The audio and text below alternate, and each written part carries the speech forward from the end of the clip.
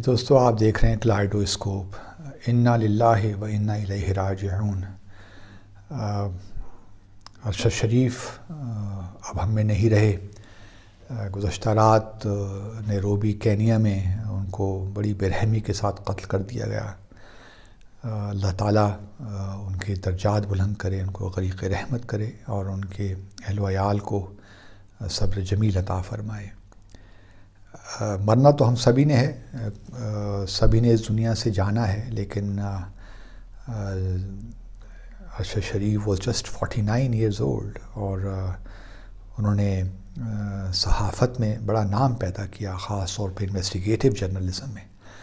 میں سمجھتا ہوں ان کا کوئی ثانی نہیں تھا، بڑی محنت سے کام کرتے تھے۔ میں خود ان کو چونکہ ذاتی طور پہ جانتا تھا، میری پہلی ملاقات ان سے لنڈن میں ہوئی تھی 2003 میں، جب میں وہاں ڈپٹی ہائی کمشنر تھا اور یہ اس وقت وہاں ڈان کو ریپریزنٹ کر رہے تھے۔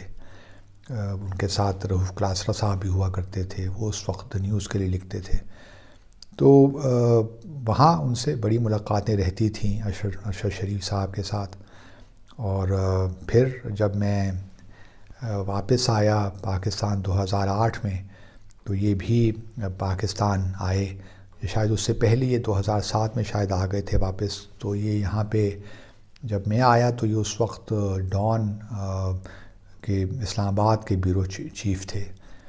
تو میں چونکہ وزارت خارجہ میں ترجمان تھا، تو اس حوالے سے بھی ان سے بڑی ملاقاتیں رہتی تھیں اور ایک مسکراتا چہرہ تھا۔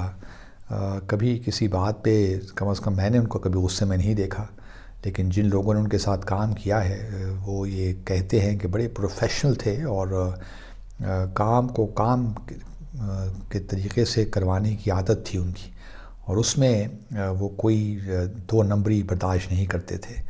اور بڑے زبردست میں سمجھتا ہوں کہ انہوں نے بہت سے کیسز میں اپنا نام پیدا کیا، جو انویسٹیگیشن انہوں نے کی کچھ کیسز میں، تو ان کا نام بڑا زبردست حروف میں لکھا جائے گا پاکستان کی صحافت میں۔ وہ اب چلے گئے ہیں، تو بہت سے لوگ بہت سی باتیں بھی کر رہے ہیں، لیکن میں صرف اتنی گزارش کرنا چاہتا ہوں کہ ہمیں جمپ دا گن نہیں کرنا چاہیے، پری میچور کنکلوژنز ڈرا نہیں کرنے چاہیے۔ نیروبی کی پولیس کا یہ کہنا ہے کہ یہ مسٹیکن آئیڈینٹی کا کیس ہے، انہوں نے غلطی سے جو ہے ارشد شریف پہ گولی چلائی۔ اب اندر حقیقتیں کیا ہیں، واقعات کیا ہیں، وہ تو انویسٹیگیشن سے سامنے آ ہی جائیں گی، لیکن ہمیں بہرحال ایک ذمہ داری کا مظاہرہ کرنا ہے بحیثیت قوم، اور جو لوگ مختلف اداروں پہ اشارے کر رہے ہیں وہ بھی مناسب نہیں ہے۔ یہ دیکھیے، بعض اوقات دشمن کی بھی سازش ہوتی ہے کہ وہ اس قسم کی چیزوں کو بھڑکائے، تو ہمیں ان چیزوں میں نہیں آنا، ویٹ کریں گے، دیکھیں گے کیا ہے، کیا تفصیلات ہیں، اور اگر کینیا کی پولیس یہ کہہ رہی ہے تو اس کی انویسٹیگیشن ضرور ہونی چاہیے، اس میں کوئی شک نہیں ہے۔ اور یہ جہاں پاکستانیوں کا حق ہے، وہاں ان کی جو فیملی ہے، امیڈیٹ فیملی، ان کا بھی حق ہے، ان کا زیادہ حق ہے۔ ان کو معلوم ہونا چاہیے کہ ان کے والد صاحب کو کیوں، ان کے بچوں کو معلوم ہونا چاہیے، ان کی والدہ پیرنٹس کو معلوم ہونا چاہیے، اس طرح ان کی اہلیہ کو معلوم ہونا چاہیے کہ ان کے کیوں ارشد شریف کو قتل کیا گیا۔ تو ہم امید کرتے ہیں کہ کینیا کی جو ہے انویسٹیگیشن فیئر ہوگی، اور کوئی اس میں مذائقہ نہیں ہے اگر ہمارے کچھ لوگ بھی وہاں چلے جائیں اور اس انویسٹیگیشن کا حصہ بنیں۔ گو کہ ہماری وہاں سفارت خانہ تو موجود ہے، اور وہ اس وقت یہ کوشش کر رہا ہے کہ جس قدر جلد ہو ان کی باڈی کو پاکستان لایا جائے، لیکن بہرحال انویسٹیگیشن بھی ساتھ ساتھ چونکہ ہو رہی ہے تو شاید اس میں کچھ تھوڑا بہت ڈیلے ہو جائے۔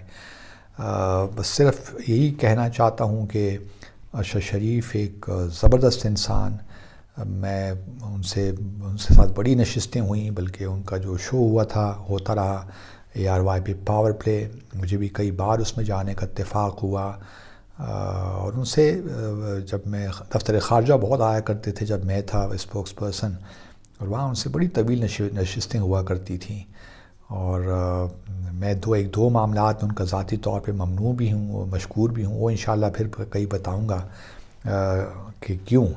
لیکن اس وقت چونکہ دل رنجیدہ ہے، افسردہ ہے، اور صرف یہی کہہ سکتا ہوں، ان کی دعا ہی کر سکتا ہوں کہ اللہ تعالیٰ ان کے درجات بلند کرے، اور جو بھی خیالات ان کے تھے ان سے ہم اتفاق کر سکتے ہیں، اختلاف کر سکتے ہیں، لیکن بحیثیت انسان میں سمجھتا ہوں کہ ارشد شریف نے سب کو متاثر کیا جن سے بھی وہ ملے، اور اپنے جو پروفیشنلی آئی تھنک ہی وہ سپرب، اور ایک بہت بڑا نام اور ایک خلا تو محسوس ہوگا ارشد شریف کے جانے کے بعد. بس اللہ تعالیٰ ان کو غریق رحمت کرے، اور ایک بار پھر یہی کہ اللہ تعالیٰ ان کے اہل و عیال کو ان کو صبر جمیل عطا فرمائے. ارشد شریف ہماری دعائیں تمہارے ساتھ ہیں، اور مجھے امید ہے کہ اللہ تعالیٰ تمہاری جو ہے جو یہ ایک لحاظ سے ہم کہہ سکتے ہیں بے وقت موت تو نہیں ہوتی، اللہ تعالیٰ نے سب کا وقت مقرر کیا ہوا ہے، لیکن یہ ہے کہ ایسی موت واقعی دل دکھتا تو ہے، دل چھلنی ہو جاتا ہے. بس کیا کہیں، جو اللہ کی مصلحتیں ہیں ہم سب کو اس کے سامنے سر تسلیم خم ہی کرنا پڑتا ہے. اللہ تعالیٰ سب کو اپنے حفظ و امان میں رکھے، آمین. اللہ حافظ.